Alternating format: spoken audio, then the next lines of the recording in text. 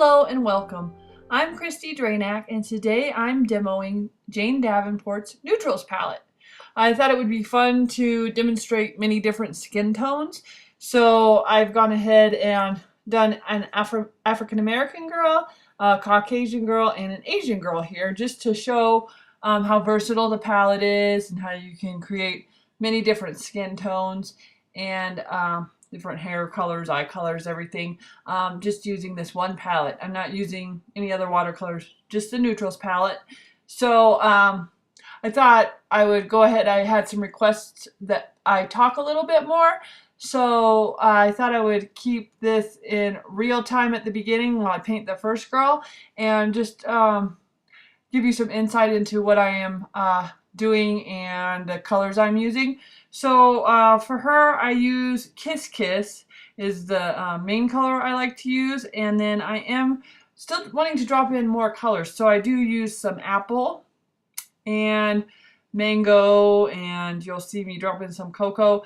The cocoa, it was a little bit too dark, I thought, to put all over, so I wanted to have a lot of depth, dimension, lumosity, radiance. So if you look at like your skin, there's many hues in there, and so like I like to grab the light and have the light reflecting off the skin because that's what it does, and so that's why you'll see me drop in so many colors. And with color, you can use any color as long as your value is correct. So you can snap a picture of your painting and put it in black and white and see if you're getting the values correct, because that's the most important part. So you can use any color you want, and then the face will read correctly as long as or the subject you're painting will read correctly as long as you're getting the colors right.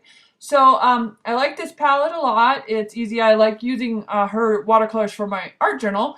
Then I don't use my more expensive watercolors. These do have a light fastness rating. I don't know how light fast they are though. She on her website there was like 2 stars and 3 stars, but I don't know what that means. There's not a key, so that's kind of a bummer, so I haven't found that out. But anyway, when I sell my work, I use Winsor Newton and Daniel Smith, and I don't think these were intended to be a totally professional grade, but they are better than craft paint, so I think they're somewhere in between, and they're wonderful to use, and I really like them, and I really enjoy using them like in my art journal. So there's a lot of freedom there because they are so affordable, and they are high quality in that the pigments are very rich and vibrant, and I have an easy time mixing them and everything. So I really like them. And for her hair, I'm using cocoa and I think some Kiss Kiss and some spice there. And what I'm doing is sometimes I'll put the color down and it might be a little too dark, so I just go and I wet my brush.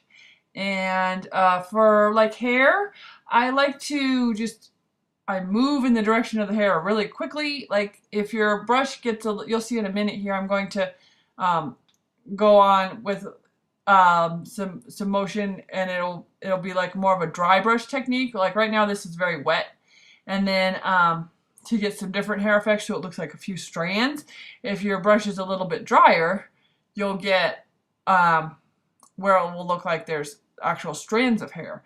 So there's all kinds of techniques you can do with watercolor, and for the most part in this video I am going onto dry paper with a very wet brush, and then I'll keep dropping. So here's where I'm dry brushing right here, so you see how it kind of separates a little bit, and you can see a little white in there, so some of the paper shows through, and that just makes it look a little bit more like hair. So there's all kinds of techniques you can do, and like you'll see on the edges, like up on her forehead, it's dried and you have those hard edges where you know it kind of looks like blobs. Well, if you wet your brush and you go back on that and just barely scrub, just lightly, you don't want it too wet because I'll damage your paper, but a damp brush and you scrub on there, it'll kind of reactivate the paint and move it around, and you can soften those edges. You could also soften them while the paint is wet. See, here I go, I'm just softening up the edges there, getting rid of those harsh lines.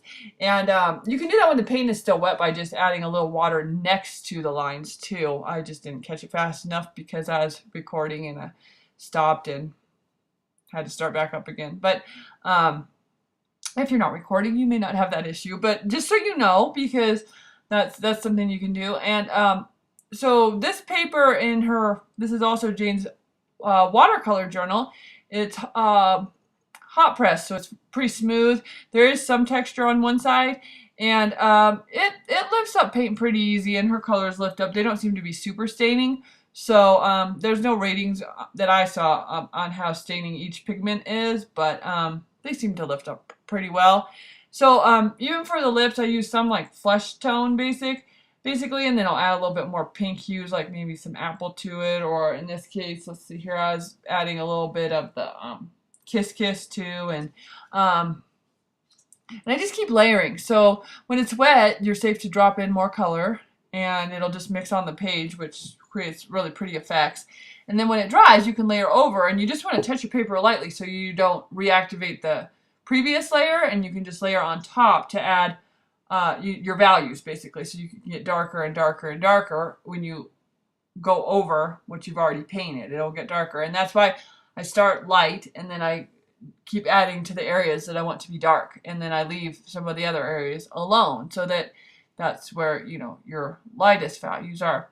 And I continue to do that throughout the video. So for each person's skin tones, I use a lot of the same colors, but like for the Caucasian girl, I use buff and sand and apple. And the Asian girl too, I did use a lot of buff and apple, mixed those together. She had a very, the photo I was using, she had a very rosy-ish complexion, but very pale. She was the lightest of all the girls. So I did leave a lot more white in the actual on the paper showing too, just to show how light she was.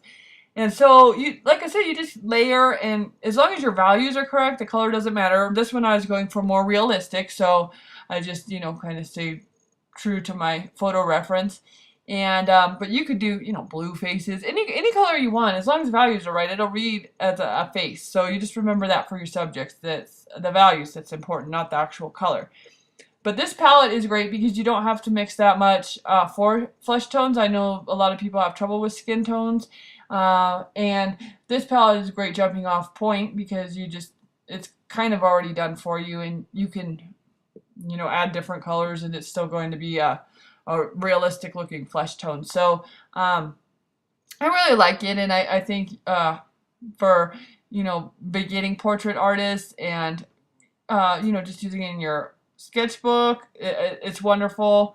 And then if you want to create prints of the art, definitely, because then if you're using archival inks, you'll be okay. But for the I don't know for selling your work for originals, because it depends on your buyer and what your price point is, but I don't know how well they will hold up. I haven't tested that out, but I do like the colors. I do like working with these watercolors. The tin is really cute, and I use these in my art journal, my Jane Davenport art journal, a lot, and I haven't tried them. I think next time maybe I'll try them on some Arches paper or some Fabriano as well, just to see how they react on like the super quality paper, a little bit more professional grade, just to see, and that'd be fun. So if you have any comments or questions or things you'd like to see in the future, let me know. I'll continue posting videos on portraiture and anything else you might enjoy.